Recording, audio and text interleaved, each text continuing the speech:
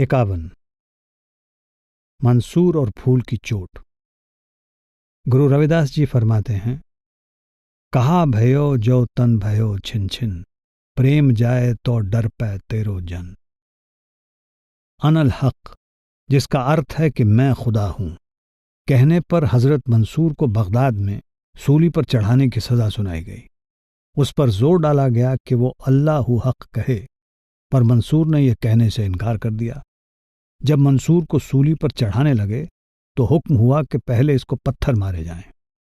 उसे बगदाद शहर के चौक में ले जाया गया और लोगों को उसे पत्थर मारने का हुक्म दिया गया।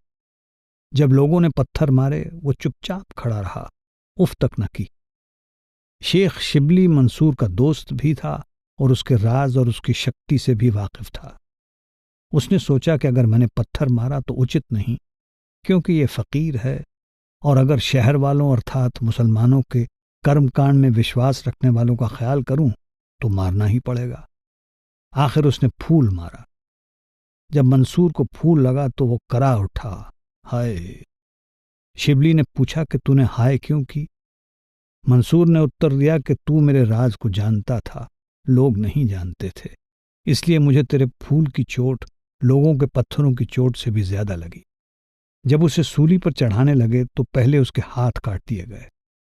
उसने कहा, मुझे इन हाथों का कोई फिक्र नहीं, मेरे पास वे हाथ हैं कि एक यहां और एक किंगराए अर्श यानी खुदा के घर की दहलीज पर है। फिर पैर काट दिए गए। वो बोला कि मेरे पास वे पैर हैं कि एक यहां और एक परमात्मा की दरगाह में है। फिर आंखें निकाल ली गईं तो कहा, ये आंखें फना यानी नाशवान हैं। मेरे पास वे आंखें हैं जो बका यानी अविनाशी को देखती हैं। जब जबान काटने लगे तो बोला कि जरा ठहर जाओ। फिर बोला, हे मालिक, जिस तरह कुम्हार मिट्टी के बर्तन को बाहर से टकोरता है लेकिन नीचे हाथ रखकर अंदर से संभालता है और बाहर से चोट मारता है, मुझे उम्मीद नहीं थी कि मैं इस इम्तिहान में पास हो जाऊंगा, पर हे मुर्शद, तेरी कृपा से मैं अब पूरा उतरा हूं। शुक्र है, शुक्र है, शुक्र है। आओ जल्लादो, जबान भी काट लो। जिस तालिब को मुर्शिद की दया से अंदर दर्शन हो जाएं, क्या वो दुनिया से डरेगा? हरगिज नहीं, कभी नहीं। 52। आग का मोल। गुरु रामदास जी फरमाते हैं, अखी काड तरी चरना तल, सब तरती फिर मत पाई। कहा जाता है कि शेख फरीद का एक शिष्य बहुत नेक और पाक था। जब वो बाजार जाता तो एक वेश्या उसका ध्यान अपनी ओर खींचने के लिए उससे मजाक करती। वो बेचारा दूसरी ओर ध्यान कर देता। ज्यों-ज्यों वो दूसरी तरफ ध्यान करता वो और मजाक करती। ज्यों-ज्यों ध्यान हटाता वेश्या और छेड़ती। एक दिन फरीद साहब ने उस शिष्य से कहा कि आग चाहिए। उस जमाने में लोग अंगारों को राख में दबाकर रखते थे और जब आग की जरूरत पड़ती तो अंगारों को निकाल कर इस्तेमाल कर लेते। उसने गली और मोहल्ले में पूछा, बहुत घूमा लेकिन आग न मिली। बाजार में गया, देखा कि वही वेश्या हुक्का पी रही है। अब सोचता है कि इसकी मुझसे पहले ही दुश्मनी है, पर पीर का हुक्म है। ऊपर मकान पर चढ़ गया। वेश्या ने उसे देखकर पूछा कि क्या बात है? वो बोला, माई जी, आग चाहिए। वो मजाक के साथ कहने लगी कि आग की कीमत आंख है, आंख निकाल कर दे जाओ और आग ले जाओ। उसने फौरन अंगुली डालकर आंख निकाल कर आगे रख दी। वेश्या डर गई और आग दे दी। मन में सोचने लगी, मैंने तो मजाक में कहा था। खैर वो पट्टी बांधकर फरीद साहब के पास आ गया। उन्होंने पूछा, आग ले आए हो? जवाब दिया, हाँ हजूर, ले आया हूं। फरीद साहब ने कहा कि आंख पर पट्टी क्यों बांधी है? बोला, आंख आई हुई है और दुखती है। उन्होंने कहा, अगर आई हुई है तो पट्टी खोल दो। जब पट्टी खोली तो आंख पहले की तरह सही सलामत थी। मालिक हमेशा अपने भक्तों की लाज रखता है। 53। चोर से कुतुब। मौलाना रूम फरमाते हैं, यदि तू खुश्क पत्थर या संगमरमर है तो कामिल फकीर की सोबत में जाने पर तू हीरा बन जाएगा। हजरत अब्दुल कादिर जीलानी फारस देश के बहुत कमाई वाले महात्मा थे। मुसलमानों में फकीरों के दर्जे होते हैं, कुतुब, गौस आदि। किसी जगह का कुतुब मर गया था, वहां के लोगों ने आकर अर्ज की कि हजरत हमें कुतुब चाहिए। आपने कहा कि भेज देंगे। कुछ दिनों तक जब कुतुब ना भेजा तो उन्होंने सोचा शायद हम में से किसी को कुतुब चुनना होगा, तो वे फिर आए और अर्ज की कि हजरत कुतुब चाहिए। कहने लगे भेज देंगे, थोड़ा और धैर्य रखिए, ये इतना आसान नहीं, ऐसे काम के लिए कुछ समय चाहिए। कुछ दिन इंतजार करने के बाद लोगों ने तीसरी बार अर्ज की कि कुतुब की सख्त जरूरत है, इसलिए कुतुब जल्दी भेजा जाए। आपने कहा अच्छा कल ले जाना। हजरत अब्दुल कादिर अंतर्यामी थे, उन्हें मुरीदों में कोई भी ऐसा कमाई वाला नजर नहीं आया जो कुतुब के लायक हो।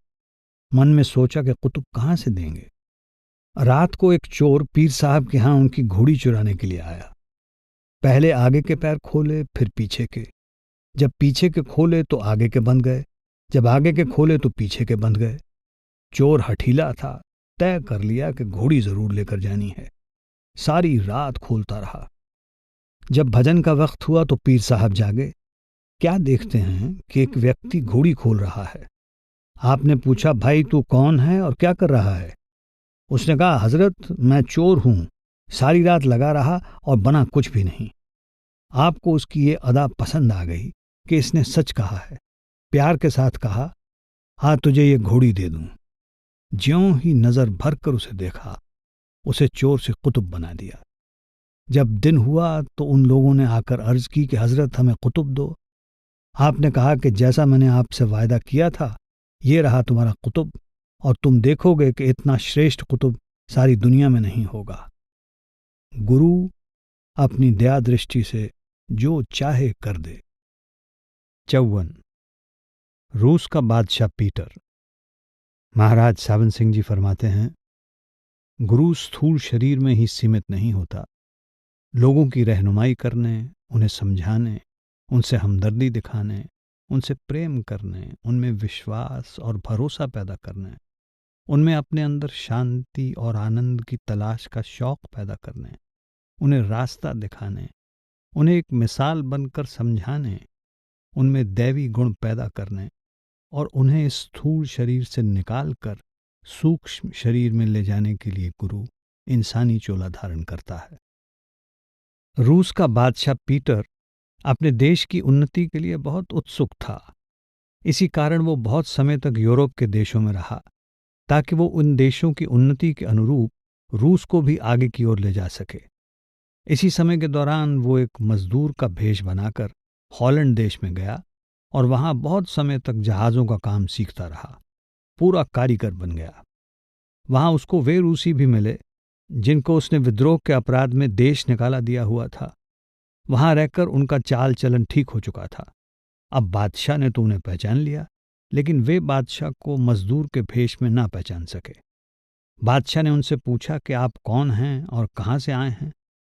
उन्होंने उत्तर दिया कि हम रूसी हैं और रूस से निकाले गए हैं। बादशाह ने कहा मैं भी रूस से आया हूं। इतना कहना था कि उनका आपस में बहुत प्यार हो गया।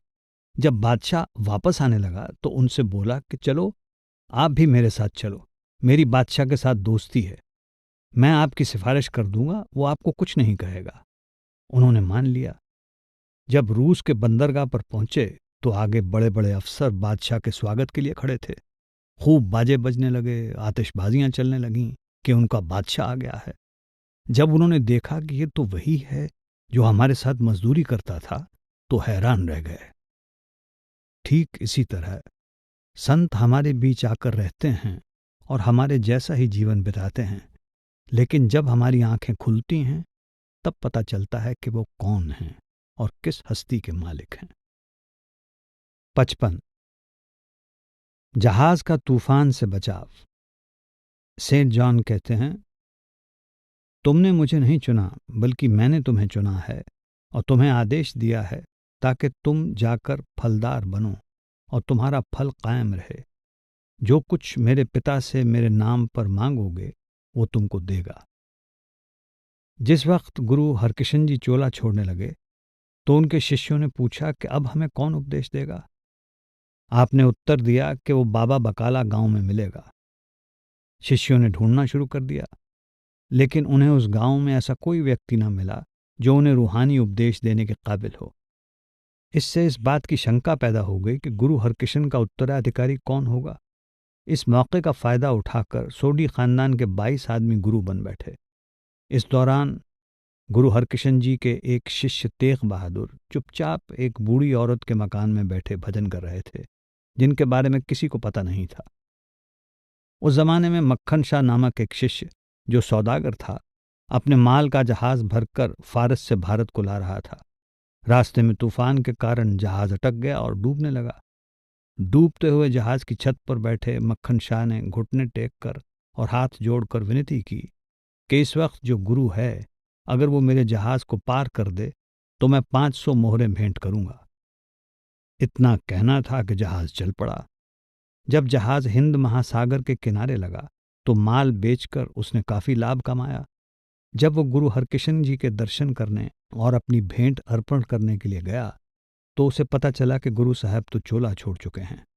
उसे बताया गया कि गुरु हरकिशन जी के उत्तराधिकारी के दर्शन के लिए उसे बाबा बकाला जाना पड़ेगा।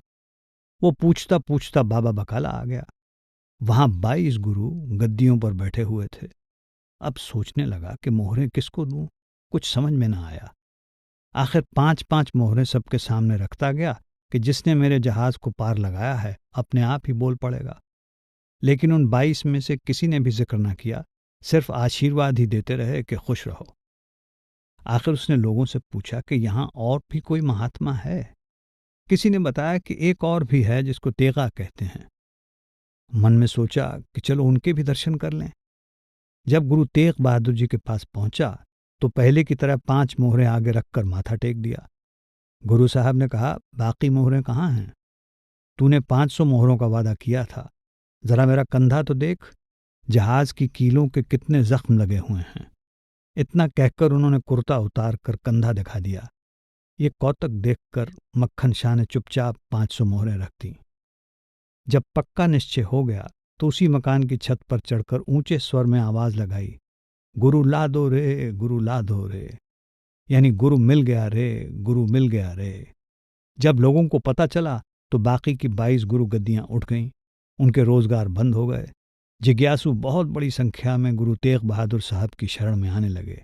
जब लोगों ने नामदान के लिए अर्ज की तो उन्होंने कहा कि गठरी भारी है, गुरु के भरोसे से ही उठाई जा सकती है। संतों के पास नाम की दौलत होती है, सब कुछ होता है, फिर भी दम नहीं मारते, घमंड नहीं करते। 56 स्वर्ग नहीं चाहिए। ख्वाजा हाफिज फरमाते हैं, चाहे लोक हो या परलोक, हे मेरे प्रियतम, मुझे केवल तेरा प्यार चाहिए। परियों की झूठी दास्तानों से मुझे क्या लेना। तेरा प्यार साथ है तो मेरे लिए जन्नत और दोजख दोनों समान हैं। एक बार का जिक्र है, एक महात्मा ने कुछ भजन बंदगी की। एक दिन भजन बंदगी के बाद उसने घोषणा की कि जो मेरे दर्शन करेगा वो सीधा स्वर्ग जाएगा। वो पालकी में बैठकर जा रहा था और स्वर्ग के इच्छुक बेशुमार लोग उसके दर्शन करने आ रहे थे। रास्ते में एक मस्त फकीर बैठा हुआ था। शोर सुनकर उसने पूछा कि ये शोर कैसा है। किसी ने कहा कि एक महात्मा आ रहा है, उसकी घोषणा है कि जो उसके दर्शन करेगा सीधा स्वर्ग जाएगा। इतना सुनना था कि फकीर सड़क की ओर पीठ करके मुंह ढक कर बैठ गया। जब स्वर्ग पहुंचाने वाले महात्मा की पालकी वहां पहुंची तो वो हैरान रह गया कि ये कौन है जो मुझे देखने की बजाय मुंह ढक कर बैठ गया है, जबकि सारी दुनिया मेरे दर्शन के लिए आ रही है। ये सोचकर बोला कि पालकी को खड़ा कर दो। फिर पालकी से उतरकर पूछा, भाई तूने मुंह क्यों ढका हुआ है?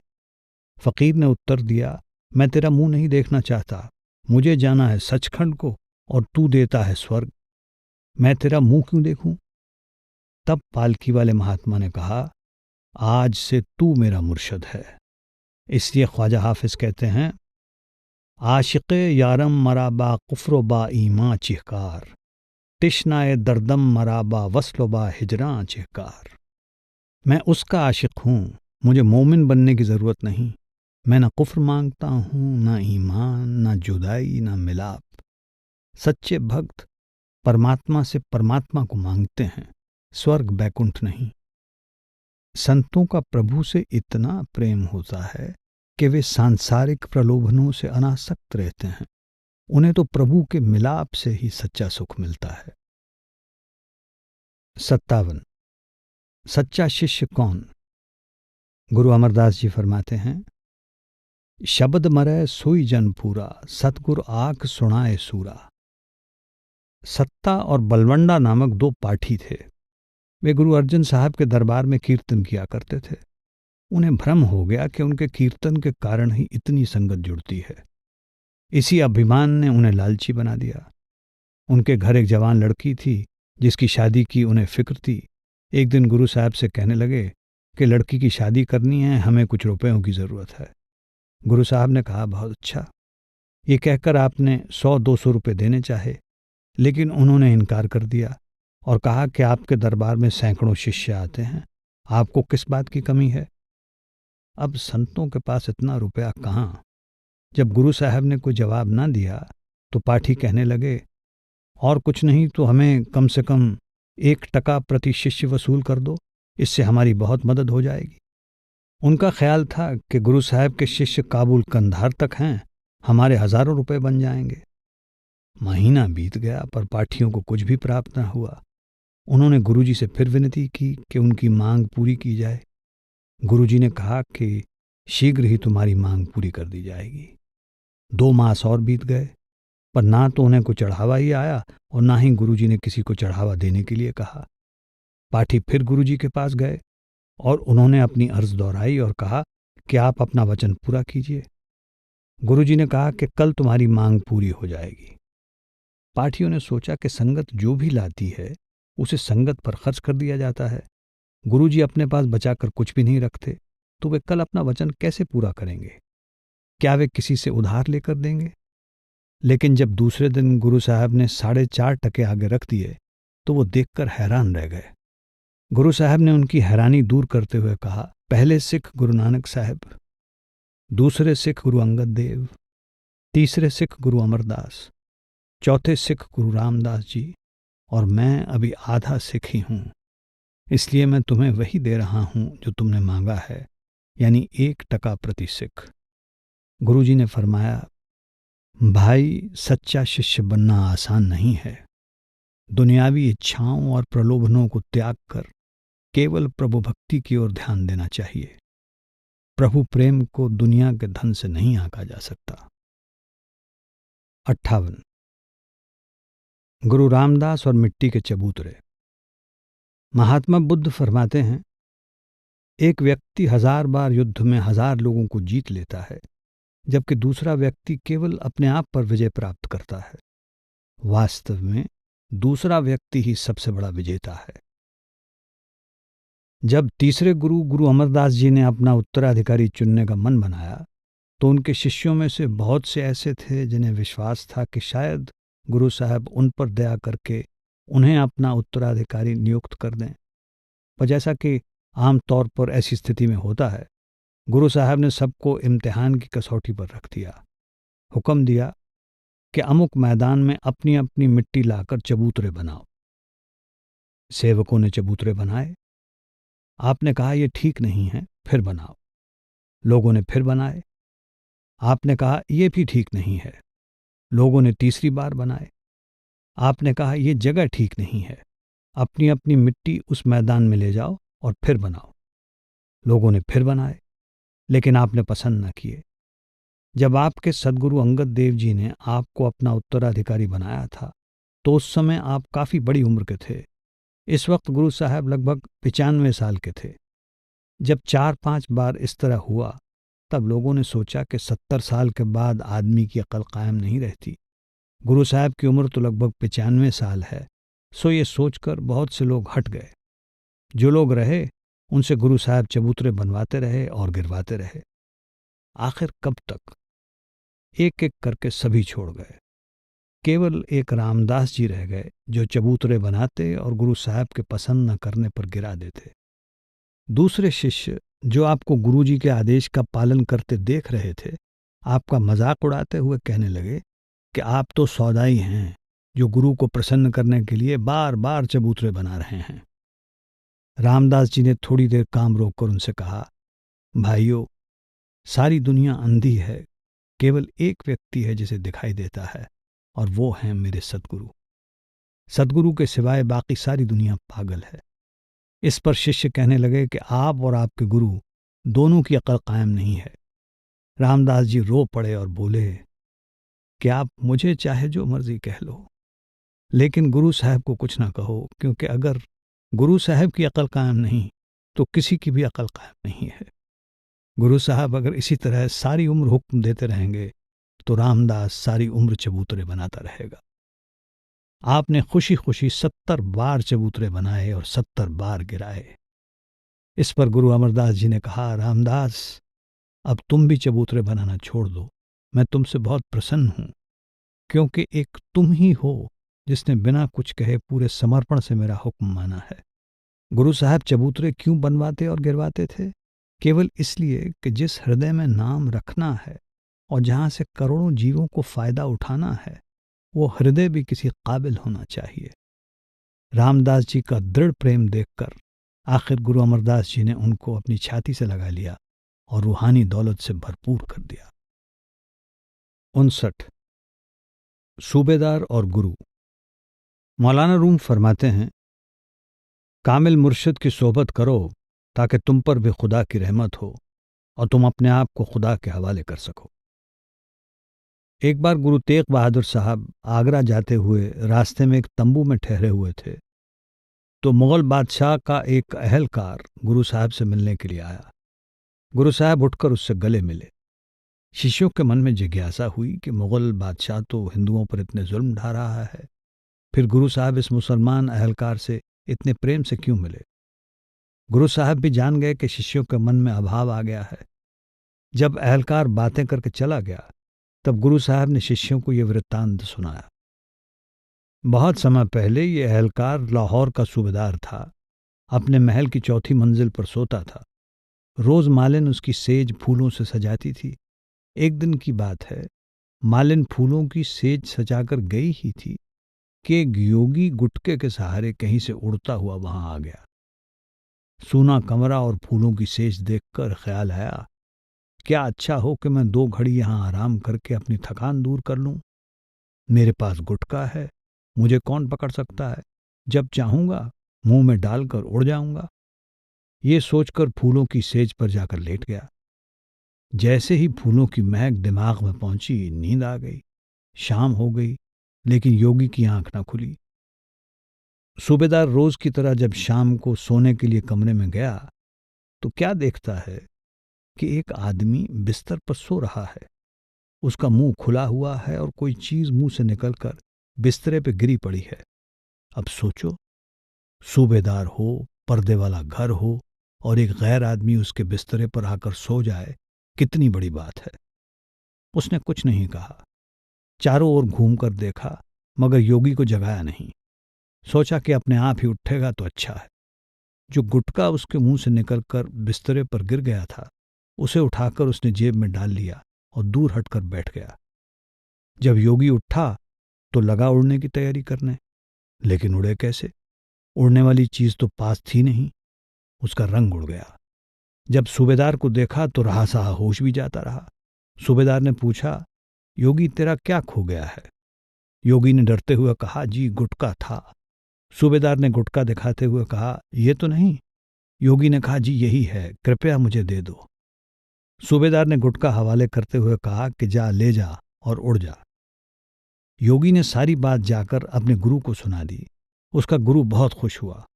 उसने 2-4 गुटके, अक्सीर के 2-4 तिनके और 2-4 शिष्यों को साथ लिया और सूबेदार को अपने आने की इत्तला करवा दी और मुलाकात करनी चाहिए। जब उससे मिले तो गुरु ने कहा कि हम आपका शुक्राना अदा करने के लिए आए हैं। आपने हमारे कसूरवार योगी की जान बख्शी है। ये गुटके और अक्सीर के 2-4 तिनके आपकी नजर हैं, इन्हें कबूल करो। सूबेदार ने कहा, हाय हाय, आपने अपना जन्म बर्बाद कर लिया। क्या आपको पता नहीं कि परमेश्वर ने हमें ये मनुष्य देही का सुनहरी मौका परमार्थी जीवन बिताने के लिए दिया है? पर आप लोग मालिक की भक्ति को छोड़कर सोना बनाने और बाहर मुखी होकर उड़ने के भ्रम में फंस गए और सार वस्तु को छोड़कर परछाई के पीछे भाग रहे हो। क्या आपको पता नहीं है कि मैं लाहौर का सूबेदार हूं? खजाने मेरे पास हैं। फिर क्या मुझे सुनारों का काम करना है? बाकी रह गए गुटके, सो मैं नहीं चाहता कि गुटका मुंह में डालकर चीलों की तरह उड़ता फिरूं। मैं जब कभी बाहर निकलता हूं, मेरे साथ फौज होती है, तोपें होती हैं और सामान होता है। मुझे गुटके लेकर क्या करना है? कहानी को समाप्त करते हुए गुरु तेग बहादुर जी ने अपने शिष्यों से कहा, मुगल बादशाह का अहलकार जिसे मैंने बड़े प्यार से गले लगाया था, ये लाहौर का वही सूबेदार था जिसकी कहानी मैंने आपको अभी सुनाई है। वो पहले भी प्रभु का प्यारा भक्त था और अब भी है। संत मालिक के सभी भक्तों से प्यार करते हैं। 60 मन को वश में करना। गुरु अमरदास जी फरमाते हैं, बिन शब्द हौमे किन मारी। रामचंद्र जी के गुरु वशिष्ठ जी ने एक बार रामचंद्र जी से कहा कि अगर कोई कहे कि मैंने हिमालय पहाड़ उठा लिया, मैं 2 क्षणों के लिए मान लेता हूं कि शायद कोई ऐसा व्यक्ति हो जिसने पहाड़ उठा लिया हो। अगर कोई कहे कि मैंने समुद्र पी लिया, मानने योग्य बात तो नहीं है, मगर मैं 2 मिनट के लिए मान लेता हूं कि शायद कोई ऐसा व्यक्ति है जिसने समुद्र को पी लिया हो। अगर कोई कहे कि मैंने सारी दुनिया की हवा को काबू कर लिया है, तो ये भी मानने की बात नहीं, मगर मैं 1 मिनट के लिए मान लेता हूं। लेकिन अगर कोई कहे कि मैंने मन को वश में कर लिया है, तो मैं ये मानने को हरगिज तैयार नहीं। मन एक ऐसी ताकत है जो आसानी से वश में नहीं आती।